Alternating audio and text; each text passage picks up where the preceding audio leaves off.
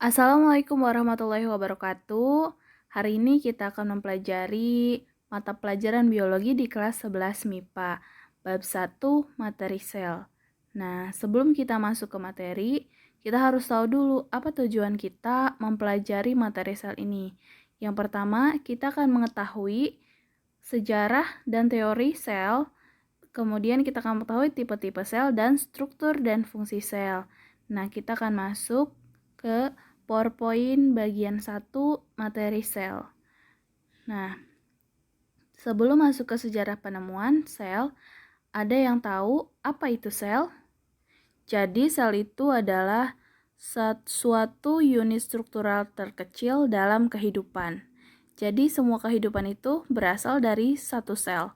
Contohnya, suatu makhluk hidup seperti manusia atau hewan itu tersusun atas bermiliar-miliar sel.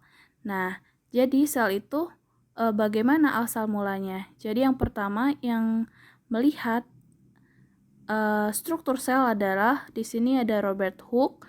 Jadi dia melihat sayatan gabus menggunakan mikroskop sederhana dan menemukan rongga-rongga di dalam sayatan gabus itu. Maka dia menemukan rongga itu sebagai selule atau dalam bahasa Latinnya itu artinya adalah sel atau ruang kecil. Nah, kemudian Anthony van Leeuwenhoek dia menggunakan mikroskop sederhana juga meneliti dalam satu tetes rendaman air jerami ternyata banyak sekali benda aneh dan makhluk hidup di dalamnya. Kemudian ada C.B. Lamarck, dia menyatakan bahwa benda hidup adalah kumpulan sel. Kemudian ada Henry Dutrochet, di dalam setiap sel bergerak cairan yang kompleks, sel tersebut merupakan bagian fundamental organisme. Jadi asal mula penemuan sel ini adalah diprakarsai oleh Robert Hooke. Dia menemukan suatu ruangan kecil pada sayatan gabus. Makanya dia menamakan sebuah sel atau ruangan kecil. Nah, selanjutnya ini ada contoh mikroskop yang digunakan oleh Robert Hooke pada saat mengamati sayatan tipis gabus. Nah, ini yang B ini ada penampang melintang sayatan tipis gabus yang diamati oleh Robert Hooke. Nah, kita bisa lihat di sini terdapat kotak-kotak ya, kotak-kotak kecil dan itu yang disebut ruang atau selule oleh Robert Hooke. Nah, ini satu kotak ini sel, kemudian terdiri atas banyak-banyak rongga atau banyak kotak, maka itulah yang membentuk suatu makhluk hidup, sehingga menjadi makhluk hidup yang sangat kompleks. Nah, selanjutnya ini mikroskop yang digunakan Leeuwenhoek. Ini sederhana sekali ya, masih awal-awal penemuan mikroskop. Nah, selanjutnya ini ada sejarah dan teori sel. Jadi, Matthias dan Sladen dan Swan menemukan bahwa semua kehidupan tersusun atas sel. Ini ada sel organisme unisel dan ada organisme multiseluler. Jadi tipenya itu ada yang unisel atau terdiri atas satu sel. Contohnya di sini ada paramecium. Jadi paramecium ini hanya terdiri dari satu sel. Ini bentuknya seperti oval dan dia hanya terdiri satu sel, tapi dia bisa hidup. Nah, beda dengan hidra. Hidra ini terdiri atas banyak sel atau multiseluler. Nah, keduanya ini berbeda tapi sama-sama makhluk hidup. Jadi mereka punya tipe sel yang berbeda-beda berdasarkan banyaknya jumlah selnya itu. Nah, ini ada beberapa teori dari beberapa ilmuwan yang menyatakan bahwa protoplasma merupakan struktur dasar organisme. Nah, menurut Rudolf Virchow, ini setiap sel berasal dari sel sebelumnya atau yang terkenalnya itu adalah omniselula acellular. Jadi, kenapa bisa demikian? Karena satu sel itu bisa membelah menjadi dua menjadi empat menjadi 8. Jadi, satu sel bisa menjadi induk kehidupan bagi sel-sel yang lainnya. Jadi kenapa dia menyebutkan setiap sel berasal dari sel sebelumnya? Karena sel mengalami pertumbuhan, mengalami pembelahan, dan mengalami perkembangbiakan. Makanya dia di sini disebutkan bahwa teori sel merupakan unit pertumbuhan. Nah, akibatnya nanti sel inilah yang memprakarsai materi hereditas. Nanti akan kita pelajari di kelas 12. Nah, selanjutnya ini ada tipe sel, ada sel prokariotik dan ada sel eukariotik. Nah, kalau untuk yang prokariotik, ini di sini dia hanya terdiri atas satu sel, dan prokariotik ini tidak memiliki inti sel. Jadi materi genetiknya atau DNA-nya ini terkonsentrasi pada satu daerah yang disebut nukleoid, tapi dia tidak ada membran yang memisahkannya. Contohnya pada sel bakteri ya. Nah, selanjutnya untuk tipe sel eukariotik, ini contohnya ada sel hewan dan sel tumbuhan. Jadi, pada eukariotik terdapat inti sel. Jadi, DNA-nya ada di dalam inti sel. Di dalam inti sel terdapat kromosom, di dalam kromosom ada DNA dan gen, dan itulah yang menjadi tanda pengenal bagi sel itu sendiri. Nah, ini contohnya di sini ada sel hewan ya. Selanjutnya, sel itu seperti apa sih bentuknya gitu. Nah, ini ada struktur umum sel. Jadi, suatu sel apabila dibelah dua, nah ini penampangnya ya. Penampangnya seperti mangkuk dan di dalamnya ada organel-organelnya.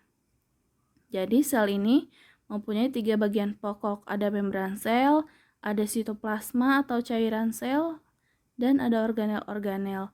Ini membran sel ini yang berwarna ungu, dia seperti pagar, seperti pelindung bagi sel itu sendiri.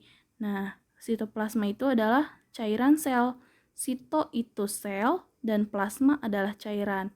Nah, ini berbentuk gel dan berfungsi sebagai tempat berenang-renangnya para organel ini atau sebagai tempat beraktivitasnya organel ini. Nah, selanjutnya ada organel-organel di dalamnya seperti ribosom, nukleus, nukleolus, dan sebagainya. Dan organel-organel ini bekerja sesuai jobnya masing-masing. Mereka mengerjakan tugasnya masing-masing sehingga di dalam satu sel ini tercipta suatu keharmonisan dan satu sel ini bisa menjadi contoh kehidupan terkecil karena di dalamnya terdapat kehidupan. Asal mula kehidupan dari sel inilah membentuk kehidupan yang lebih kompleks karena sel-sel ini akan menyusun sel-sel akan menjadi penyusun bagi makhluk hidup dari satu sel, 2 sel hingga menjadi bermiliar-miliaran. Nah, ini kita sudah masuk ya ke pembahasan organel-organel dan fungsinya. Yang pertama ini ada membran sel. Membran sel ini merupakan bagian terluar dari sel. Dan fungsinya dia untuk mengontrol dan mengendalikan pertukaran zat, pertukaran reaksi, sebagai reseptor, mengontrol zat keluar masuk. Karena membran sel ini berada di paling luar, dia berfungsi sebagai garda terdepan atau istilahnya pagar. Jadi tidak bisa sembarang orang masuk, tidak bisa sembarang zat masuk. Nah, ini contohnya kalau diperbesar, membran selnya seperti ini ya. Dia adalah lipid bilayer atau lipid itu lemak, B itu 2, layer itu lapisan. Jadi lapisan lemak ganda. Nah, kenapa disebut lemak? Karena ini memang terdiri dari lemak. Ini ada kepalanya, hidrofili. Ini kepala yang hidrofili ini dia suka air atau cinta air. Hidro itu air, fili itu suka atau cinta.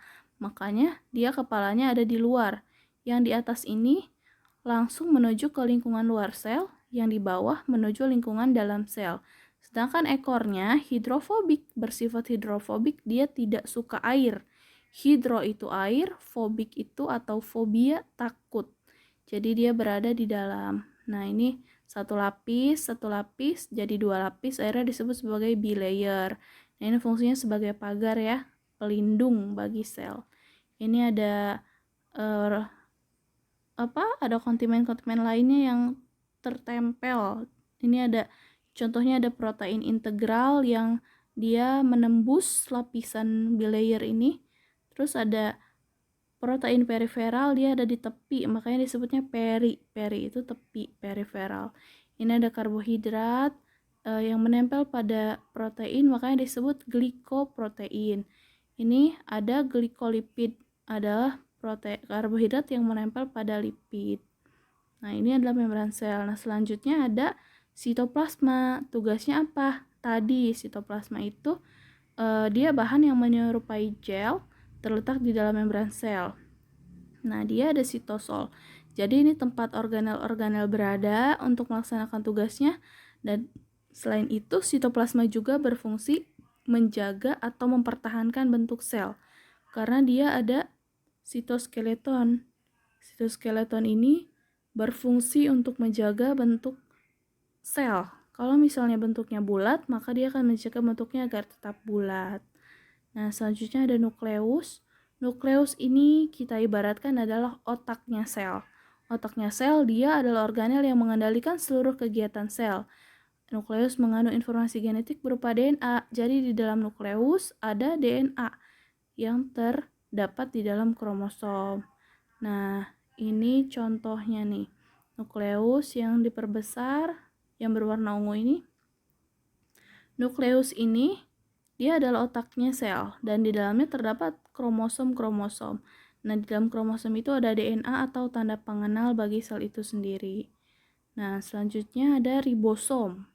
Ribosom ini adalah organel kecil yang tersusun atas RNA ribosom. Fungsinya adalah dia terdiri atas 2 subunit yang bekerja sama dalam mentranslasi mRNA ke dalam rantai polipeptida selama proses sintesis protein. Jadi, ribosom ini membantu dalam proses sintesis protein menjadi protein yang fungsional. Ini ada subunit yang besar dan subunit yang kecil. Nah, selanjutnya ada retikulum endoplasma. RE ini berfungsi dalam perakitan dan pemrosesan serta transportasi senyawa kimia yang digunakan di dalam dan di luar sel. Jadi di sini terjadi reaksi-reaksi kimia ya, transportasi senyawa kimia. Nah, di sini ada RE halus dan RE kasar. Bedanya kalau RE kasar itu ditempeli oleh ribosom, sedangkan RE halus dia tidak ditempeli oleh ribosom. Nah, ribosom tadi dia berfungsi membantu dalam proses sintesis protein. Nah, selanjutnya dari retikulum endoplasma lanjut ke badan Golgi. Nah, di badan Golgi ini bentuknya seperti lekuk-lekuk, organel dengan membran berlekuk-lekuk. Dia berkonsentrasi dan membungkus protein untuk dikeluarkan ke sel. Jadi fungsinya kalau yang tadi di RE itu istilahnya menyusun, terjadi reaksi-reaksi, terjadi senyawa, maka di badan Golgi ini terjadi proses packing atau pengepakan. Kalau yang tadi produksi, maka yang ini adalah pengepakan untuk dikeluarkan ke luar sel. Apa yang dipak? Nah, ini adalah vesicle transport dari badan Golgi. Jadi, ini adalah vesicle transport dari RE, nanti dibungkus oleh Golgi dan ini akan dikeluarkan keluar sel yang nantinya akan menjadi protein fungsional yang akan digunakan oleh sel. Nah, selanjutnya ada mitokondria. Mitokondria ini adalah pabriknya energi di dalam sel. Jadi, mitokondria ini dapat menghasilkan ATP, tempat berlangsungnya respirasi aerobik dalam sel. Nah, ini terdiri atas membran dalam, membran luar, ruang antar membran, ada krista yang berlekuk-lekuk, dan ada matriks. Jadi, di matriks ini ada kayak akan enzim, ada sitokrom dan senyawa DNA, RNA, serta protein. Jadi tanpa mitokondria, sel itu tidak punya tenaga karena mitokondria lah penyumbang energi terbesar karena dia menghasilkan ATP. Nah, selanjutnya ada lisosom. Organel ini berbentuknya agak bulat dan dibatasi oleh sistem membran. Ini lisosom, nih yang bulat kecil. Dia setelah dari RE kasar ke badan Golgi, kemudian ini lisosom. Nah, lisosom ini merombak organel yang telah rusak atau lama. Jadi, lisosom ini berfungsi sebagai perusak atau penghancur materi yang sudah tidak digunakan atau struktur-struktur yang tidak dikehendaki dalam sel. Jadi, dia berfungsi sebagai penghancur zat yang tidak digunakan. Atau lisosom juga bisa menghancurkan diri dengan cara membebaskan semua isi lisosom dalam sel. Selanjutnya ada badan mikro. Di sini badan mikro terdiri dari 2. Ada peroksisom, ada glioksisom. Nah, kalau peroksisom ini senantiasa berasosiasi dengan organel lain serta banyak mengandung enzim katalase dan oksidase. Dia perannya adalah untuk mengoksidasi substrat, metabolisme lemak menjadi karbohidrat, perubahan purin dalam sel. Sedangkan kalau glioksisom ini biasanya terdapat pada sel tumbuhan. Fungsinya untuk mengoksidasi asam lemak menjadi gula untuk pertumbuhan tanaman. Jadi badan mikro ini ada dua ya, di dalam sel ada peroksisom dan glioksisom. Selanjutnya ada kloroplas. Nah, kloroplas ini adalah suatu organel yang berwarna hijau. Kenapa hijau? Karena dia terdapat zat atau pigmen berwarna hijau yaitu klorofil. Karena di kloroplas ini tempat terjadinya fotosintesis. Jadi yang punya kloroplas hanya sel tumbuhan, sedangkan sel hewan tidak, karena sel hewan tidak melakukan fotosintesis. Nah, ini untuk fotosintesis ada organelnya lagi, di dalamnya ada grana, ada stroma. Nah, grana ini satu bulatan hijau. Kalau misalnya banyak disebutnya granum. Ada membran luar, membran dalam, ruang antara membran, ruang tilakoid, dan membran tilakoid. Nah, selanjutnya pigmennya ini ada klorofil dan karotenoid. Jadi di dalam kloroplas ada dua pigmen, yaitu pigmen klorofil. Dia mengandung pigmen hijau, terutama menyerap sinar merah, biru, ungu, dan memantulkan sinar hijau. Makanya dia klorofil ini memiliki pigmen hijau karena dia memantulkan sinar hijau. Nah, klorofil untuk fotosintesis adalah klorofil A dan B. Sedangkan karotenoid pigmen yang berwarna kuning, orange, merah, atau coklat. Karotenoid ini menyerap sinar gelombang antara ungu sampai biru. Fungsinya melindungi klorofil pada saat sinar terlalu kuat dan oksidasi oleh oksigen yang dihasilkan dalam proses fotosintesis. Nah, selanjutnya ini ada perbedaan sel hewan dan tumbuhan. Apa bedanya sel hewan dan tumbuhan? Ini kita bisa lihat dari gambar ini, ada beberapa organel yang membedakan antara sel hewan dan tumbuhan. Salah satunya ini contohnya ada sentriol. Di sel hewan ada sentriol, sedangkan di sel tumbuhan tidak. Kenapa? Karena pada saat pembelahan sel, maka sentriol ini berfungsi untuk mengikat benang-benang spindle dan berfungsi sebagai tubulur atau alat gerak bagi sel ini. Nah, sedangkan di sel tumbuhan tidak ada. Di sel tumbuhan ada kloroplas, sedangkan di sel hewan tidak. Karena sel tumbuhan melakukan fotosintesis, sedangkan sel hewan tidak. Nah, selanjutnya ada vakuola. Berbeda antara vakuola di tumbuhan dan vakuola di hewan. Karena vakuola di tumbuhan berfungsi sebagai tempat penyimpanan cadangan makanan. Sedangkan di hewan tidak terlalu membutuhkan cadangan makanan sebesar di sel tumbuhan. Nah, selanjutnya nanti silakan ya dicari lagi perbedaannya seperti apa. Nah, ini ada untuk latihan bisa diisi nomor 1 apa, 2 apa, 3 apa, sambil dilihat lagi. Nah, untuk materi bagian 1 mengenai sejarah, teori, tipe, dan struktur sel beserta fungsinya cukup sampai di sini. Nanti kita akan bertemu lagi di bagian 2. Nah, untuk hari ini kita cukupkan. Terima kasih. Wassalamualaikum warahmatullahi wabarakatuh.